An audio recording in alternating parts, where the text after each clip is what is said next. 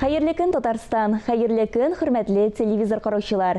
3 ноябрь чәршәмбе иртәсендә мин Айзилә Батырханова һәм тапшырыбызның җат төркеме һәр барчагызга күтәренке кәеф, уңышлы көн телибез.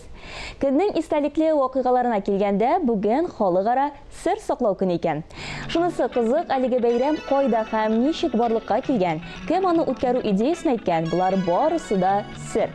Тик шунысы әһәмиятле, әгәрдә кем дә булса сезгә ышанып, үзенең сирен сөйли икән, ул әйткәннәрне онытыгыз. Кешеләрнең сирен саклау, башкаларның малын саклау кебек үк җаваплы гамәл. Ә менә киләсе яңалык бер дә сер түгел, киресенчә, әлеге яңалыкны мөмкин кадәр күбрәк кеше ишетергә тиеш. Акыл фабрикасы белем бирү форумы 12, 13 һәм 14 ноябрь көннәрендә IT һәм татар проектлары мәйданчыгына белем арттырырга чакыра. Дәресләрне онлайн уку мөмкинлеге дә бар. Моның өчен экранда күрсәтелгән сылтама аша кирип теркәлү узарга кирәк. Дәресләр җадвалы белән безне студиябызның бүгенге кунагы таныштырып үтәр. Зөһрә, исәнмесез? Исәнмесез? Иң элек акыл фабрикасы нәрсә ул дигән сорауга җавап табыйк әле. Акыл фабрикасы ул проект исеме, белем бирү чарасы. Аның чит илләрдә аналоглары бар инде. Без аны 16 елларда үткәрә башлаган идек. Хәзер без аны яңадан кайтарырга уйладык. Ул ниндидер темага багышланган, кыска вакытлы интенсив, воркшоп, лекция һәм дискуссияларны үз эченә ала. Һәм менә шушы 3 көн дәвамында без инде аны әйтеп үттек, 12, 13 һәм 14. Сезнең әлеге белем бирү IT технологияларга багышлана, әйеме? Юк, безнең ул берничә теманы алган. Безнең менә үзебезнең командада һәрбер безнең идеясе бар иде. Мәсәлән, безнең Райнур Хасанов ул IT-шник һәм аның IT темасын яктыртасы килә иде. Маркетинг темасы шулай ук булачак. Аннан соң мәгариф һәм мәдәният һәм урбанистика дип атала безнең 4нче юнәлеш. 4 юнәлеш 3 көн дәвамында барачак. Һәм һәрбер юнәлешкә аерым кешеләр, аерым теркәлеп киләләр һәм аларның аерым экспертлары була. Тагын бер кат спикерларда да әйтеп үтсәк, кемнәр була дип әйттегез? IT темасы безнең Райнур Хасанов һәм яшь IT-шник ул Айнур Ахметов, эшмәкәр алып барачаклар. Анда чакырылы безнең шулай ук семиотика институтыннан кешеләр, Җәүдәт Абый Сөләймановны да чакырдык. Ул татарча ясалган интеллект турында чыгыш ясаячак. Шулай ук булачак Айрат Хәсәнов, ул школа 21 директоры иде хәзерге вакытта КАИда. Аның үз программирование мәктәбе ул башлап җибәргән иде. Икенче көнне маркетингка багышлачак, татар проектларының пиарына. Ни өчен, мәсәлән, анда шундый темалар була, ни өчен минем проектым яхшы, ләкин аның турында эс кеше белә. Һәм инде нәкъ менә татар телле проектларының проблемаларына багышланачак ул. Анда рус телле спикерлар да була, татар телле дә. Мәсәлән, Регина Фасхиева, Фрейдженси СММ агентствосы җитәкчесе. Мәсәлән, ничек суммага яхшы пиар эшләү, ничек ике телле аудитория өчен дә проект алып бару булачак. Һәм инде ахырдан барлык экспертлар җыела һәм катнашучыларның презентациясе була үзләренең проектлары белән, һәм алар аны караячаклар. Стратегия алга таба ничек аны үстереп була, нинди ялгышлар бар, шуның турында булачак. Һәм мәгариф дип атадык тагын бер площадка. Аны безнең яшь студентлар белән эшләдек. Олия Минхаҗева, Нәфисә.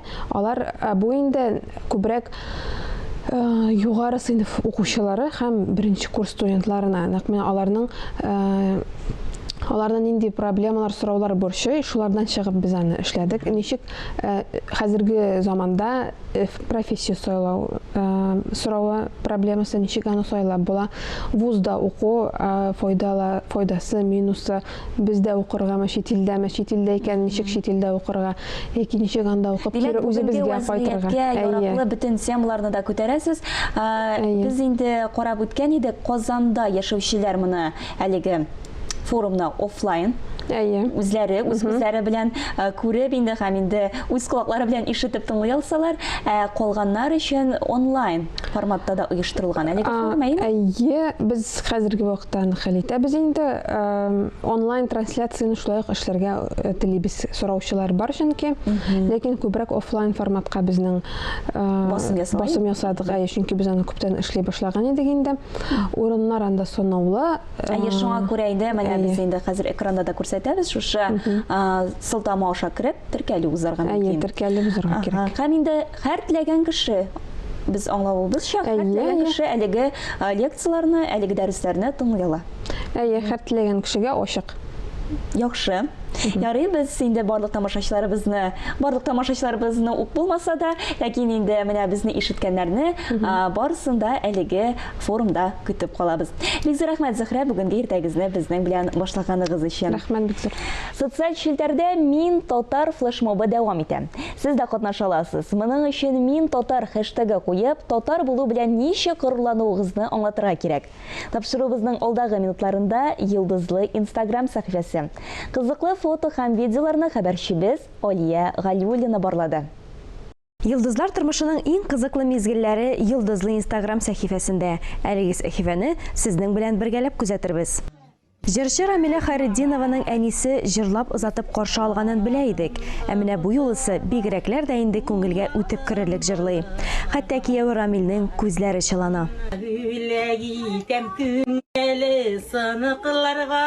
Сөйелдім сөйенлерге, тибірелдім именлерде, бармаңымны бүләк итем қадірін білгенлерге. Сөйелдім сөйенлерге, тибірелдім именлерде, барышатлығымны биремін қадірін білгенлерге. Киләсе язмадагы егетләр Роза апага иярепме өздереп гармунга җырлап утыралар. Кетмәдең ялгыз калдырып, вәгъдәләр биреп киттең. Яшәү йөрәк яндырып, шуңа да бигрәк читен. Юлымда синең эзләрең, сулымда синең шәүләң, килсен эзли. Ә киләсе язмада нәни аңа атап язган җыр астында рәхәтләнеп көзге яфракларга күмелеп утыра.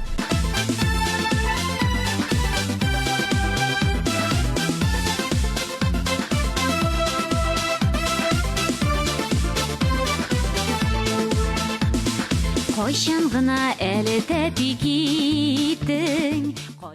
Яфракларның күплеге санап бетерерлек түгел, ә менә Гүзәлем һәм Салават Миңнехановларның кызлары Мәдинә санарга өйрәнүнең башка ысулын тапкан.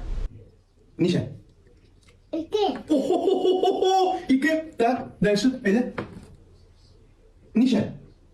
3. О, субханаллах. Фирдус Тимаевның кече улы Кәрим бөтенләй банкир һөнәрен үзләштергән. Улым, нишлисең? Работаешь. Работаешь? Банкир. Улым, нәрсәсең бе, сейфме? Сейф, да. Икәү бит әле. Берсе абыйныкымы? Кәримнеке, гафу итегез. Миңа да бирегез әле акча. Иң соңгы Instagram яңалыклары Йылдызлы Instagramда. Бүген 3 ноябрь, яңа елга нибарысы 58 көн калып бара. Димәк, акрынлап кына еллык нәтиҗәләр турында сөйләшә башларга вакыт. Агымдагы ел язучы һәм журналист Факил Сафин өчен уңышлы булды. Саташып аткан таң роман трилогиясе һәм Гөлҗиһан повесте өчен ул Габдулла Тукай исемендәге дәүләт премиясына ия булды. Факил ага Татарстан язучылар берлегенең чаллы бүлеген җитәкли. Бүген ул студиябыз кунагы. Исәнмесез, Факил әфәнде? Хөрмәтле телевизор караучылар, Айзилә. Бик шатбыз сезне студиябызда күрергә, чаллыдан тикле килдегез. Бүген Аллага шөкер. Көннәр бик матур тора бит. Инде менә сез әйттегез, шуннан да инде менә шу ноябрь, декабрь айларында инде без үзебезнең ел буе эшләгән эшләребезгә йомгак ясый башлыйбыз. Халык хуҗалыгының һәр тармагында кебек инде иҗат дөньясында да шулай. Безнең үзем өчен дә Шаллы бүлеге эчендә бик истәлекле, сөйләрлек шундый вакыйгалар булды. Шул хакта сөйләшеп китик, чынлап та менә 2021 ел сезнең бүлек өчен уңышлы булдымы? Мен бик уңышлы булды дип әйтәсем килә. Чөнки безнең менә бер кыенлык бар иде Шаллы бүлегендә. Безнең үзебезнең утырып сөйләшә торган, эшли торган җиребез юк иде. Заманда ул булган, Әмма дөньялар үзгәргән чагында Татарстан Язучылар берлегенең улата шатлы оешмасы, юридик оешма инде менә төрле үзгәрешләр чорында ул инде юридик оешма булудан шатлы бүлеге булып калды. Ягъни Татарстан Язучылар берлегенең шатлы бүлеге һәм шул вакытта инде үзенең эшли торган, яши торган бинасыннан да колак какты дип әйтик инде. Без шактый инде менә шул кыенлыкны күреп яшәдек. Әмма ләкин без үзебез редакцияларда эшләгәч инде миннән алдагы рәистә редакциядә булгач язучылар редакцияларга киләдер инде. Әмма ләкин редакциянең үзе эше инде журналистлар, аларның башка эшләр менә безгә ул кыен булып торадыр. Менә быел безнең шәһәр җитәкчеләрдә шулай ук мәдәният министрлыгы һәм Татарстан Язучылар берлеге рәисе Ркай Зәйдулланың бик зур тырышлыгы белән безнең шатлы бүлегенә яңа төзелгән театрдан бүлмәләр бирделәр. Мин инде театр җитәкчеләренә зур рәхмәт әйтәм. Чөнки безгә бик матур күңелле бүлмәләр бирделәр. Без аны җиһазлый башладык һәм җиһазлау мәсьәләсендә шулай ук Татарстан Дәүләт Советы депутаты безнең Шаллы шәһәрендә инде бик билгеле шәхес Профит дигән компаниялар төркеменең җитәкчесе Мингалимов Марсел Заветович безгә менә мебельләр, җиһазлар, компьютерлар, язучыларыбызның портретларын эләргә стендлар, менә шуларның барысын да эшләтеп, китертеп куйдырды. Ягъни без инде хәзер рәхәтләнеп, бөтен яктан булган хәлдә эшлибез, язучыларыбыз килә, без җыелышлар үткәрдек, театр җитәкчеләре белән планнар төзибез. Менә безнең мәсәлән март аена хәтта инде язучылар белән театр хезмәттәшлегенә планыбыз бар. Әле менә кичәнәктә театр директоры инде әле конкретлаштырыйк. Менә иртәгә кайткачта нәкъ шулар хакында сөйләшәбез. Ягъни безнең тулы куанлы эш алып барыла хәзер үзебезнең бүлектә. Иң мөһиме урын бар. Без инде менә материал яктан сөйләшеп киттек. Хәзер инде рухи якны да сөйләп киттек. Менә Шаллыда каләм тибрәтүче яшьләребез, язучылар күпме? Безнең Шаллыда яшьләребез дә бар, өлкәннәребез дә бар. Инде без аларны теге яшьләре сөйнәбез, яшьләре булганга өлкәннәрнең һаман да иҗат итүләренә шулай ук үзебезнең мөнәсәбәтебезне белгерәбез, сөйнеп торабыз. Чөнки безнең Татарстан Язучылар берлегенең Шаллы бүлеге ул берничә районны Мамадыштан алып Актанышка хәтле дибез инде берләштерә. Һәм инде бездә 51 язучылар әгъзасы гына бар. Һәм алар арасында әле әгъза булып җитмәгән, керергә инде мөмкинлекләре булган шактый гына язучыларыбыз да бар. Әле менә күптән түгел үткән җыелышта без тагы 2 язучыбызны тәкъдим иттек. Инде яшьләргә килгәндә яшьләребез бар. Һәм алар инде билгеле теге төркемләп килеп кермиләр. Менә Аяз Гыйлаҗевның да әйткән сүзе бар бит. Ул әдәбият дөньясы шундый кызыклы дөнья. Кинәт генә бер кеше пәйда була да әдәбият мәйданында ат уйната башлый дип. Менә шундый кызык хәлләр, менә әле bundan bir генә ел элек исеме генә күренә башлаган Ойзира Имамова инде бүген безнең беренче китабын әзерләп тапшырды. Onlar инде узган елларда гына безнең аерым китаплар тапшырганнар иде. Безнең бик талантлы шагыйрьләребез ул шигъри альманах рәвешендә басылып чыкты инде. Безнең бер 4-5 шагыйребезнең аларны инде без көтәбез аерым китапларын чыгуын. Быел менә Лилия Гыйбадуллина Сүрән дигән бик саллы китабы, ул юкагына китап дип карарга кирәк түгел. Китапның юкасы куанлы булмый. Эштәлеге һәм анда нинди талант, нинди акыл салынган. Безнең бит президент каршында татар телен саклау һәм үстерү комиссиясе бар. Аның җитәкчесе Марат Гатович Әхмәтов менә минем китапларыма игътибар итеп, булар инде кайчандыр чыгып таралып беткәннәр. Менә кибеткә баручы аю Кошлар яратучы малай һәм әйдәгез дуслашыйк дигән моны рухият фонды белән әлмәттән бергәләп менә шушы китапларны кабат бастырып чыгарды Татарстан китап нәшрияты белән бергәләп. Һәм инде мин аның Марат Гатовичка да һәм китап нәшриятына да бик зур рәхмәт итәм, чөнки алар өр-яңадан тагы бер карап, теге ничек булган шулай гына түгел, бөтенләй тағы бір тапқыр күзден кешіріп, бұл китапларны бастырып шығардылар. Һәм инде аларны біз оқушыларға қойда барсам, қазір менің оқушыларға беруге бүлегім бар. Onlar енді Татарстан китап нәшриятында өзімнің сыр деген шиғырлар жиынтығы. Мен де шиғыриятқа бек талапшан да, өзіме де соқ қарайым. Һәм инде шуңа күрә менің инде 4 китабымны өзім бастырған едім. Чөнки бір неде теге андай-мандай нәрсе болмасын деп инде нәшрият тарафынан түзетілу, қысқартылу анда. Биыл инде батырчылық итеп, нәшрият бик матур китабы тапшырыбыз башында айтып киттек, бүген сыр саклау көне икән бит. Менә сыр сакланма, сыр ачылган Сыр ачылган әйе. Хәле дә менә безнең инде тамашачыларыбызга бик тә рәхәт булыр иде, әгәр дә сез үзегезнең берәр шигырегезне алырга бүләк итсәгез. Әйдәгез Алла, бисмилlah әйтеп. Менә инде без инде татар үземдә инде атлар көтеп үскән малай, атлар саклап үскән малай, атлар шаба дигән бер шигыремне укып китәм.